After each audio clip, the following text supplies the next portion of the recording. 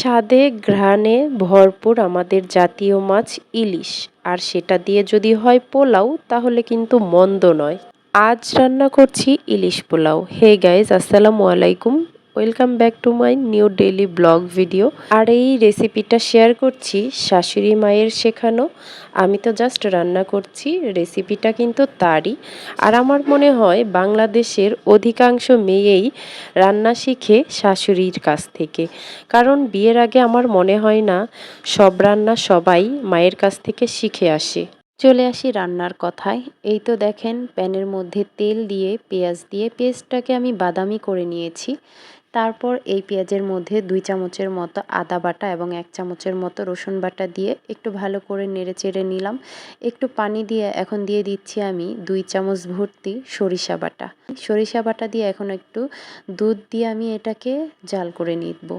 আসলে এখানে টক দই ব্যবহার করা যায়, কিন্তু টক দই ঘরে না থাকায় আমি এখানে দুধ এবং সস ইউজ করেছি। যাই হোক, দিয়ে দিলাম অল্প পরিমাপে আমি ধনিয়ার গুঁড়া। একটু কালার না হলে ভালো লাগে না, সম্পূর্ণটাই সাদা সাদা করে খেতে সবাই কিন্তু পছন্দ করে না। যেহেতু আমরা বাঙালি, একটু তেল মশলা বেশি করে দিয়ে কষিয়ে খেতেই ভালোবাসি বেশি, তাই না? কারণ বিদেশের সবাই কিন্তু একটু সাদা সাদা করে বা কাঁচা হাফ সিদ্ধ করে খেয়ে থাকেন। আমরা কিন্তু বাঙালিরা সেটা পারি না। হাফ সিদ্ধ করলে আমাদের মনে হয় যে এটা রান্নাই হয়নি। আমরা তো একটু বেশি করে মশলা দিয়ে কষিয়ে খেতেই ভালোবাসি। তবে আমি যতটুকু প্রয়োজন ততটুকুই দেই, বেশি একবারে দেই না। যাই হোক, ধনিয়ার গুঁড়া দিয়ে তারপর ভালো করে মাছটাকে দিয়ে কষিয়ে নিলাম। দিয়ে দিচ্ছি কয়েক ফালি কাঁচামরিচ দিয়ে তারপর ঢেকে স্বাদ মতো লবণ দেখে আমি ইলিশ মাছটাকে রান্না করে নিয়েছি। আসলে এখানে তেমন কোনো মশলা ব্যবহার করিনি, শুধু ধনিয়ার গুঁড়া আর সরিষা দিয়েই এই মাছটাকে আমি কষিয়ে নিয়েছি। আর আদা রসুন বাটা তো সবাই দিয়ে থাকেন। এই তো তারপর মাছগুলো তুলে নিচ্ছি পেঁয়াজ থেকে, কারণ আমি এটার ভেতরেই চাল কষাবো। আর এই পেঁয়াজ তেলের মধ্যে চালটা কষালে অনেক বেশি মজা লাগবে আর ঘ্রাণও থাকবে। এই জন্য আমি এখানেই দিয়ে দিলাম, খেতেও স্বাদ হবে। এখন চালটাকে ভালো করে কষিয়ে নেব। তারপর হচ্ছে পর্যাপ্ত পরিমাপে আমি এখানে বৃষ্টির পানি দিয়ে নিব। আর হ্যাঁ, বিয়ের পর কে কে সব রান্না শিখেছেন শ্বশুরবাড়ি থেকে অবশ্যই কমেন্টে জানিয়ে যাবেন। আজকের ভিডিওতে কিন্তু অবশ্যই সবাই এটা জানিয়ে যাবেন। এই তো আমি যখন ইলিশ মাছটা কষিয়েছি তখন আমি দারচিনি, এলাচ, লবঙ্গ এগুলো কিছুই দেইনি।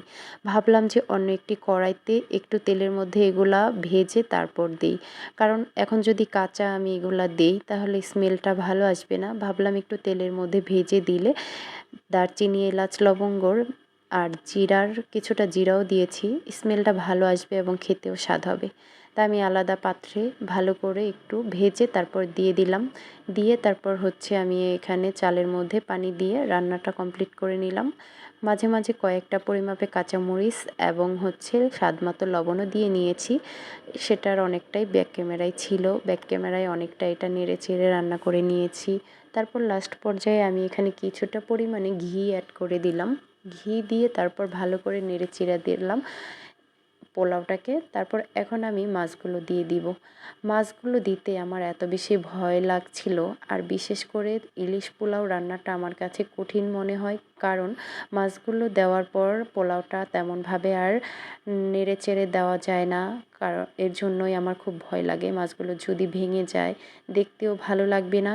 আর সবাইকে আস্ত একটি করে মাছ আমি তাদের প্লেটে তুলেও দিতে পারবো না, এজন্য বেশি ভয় লাগে।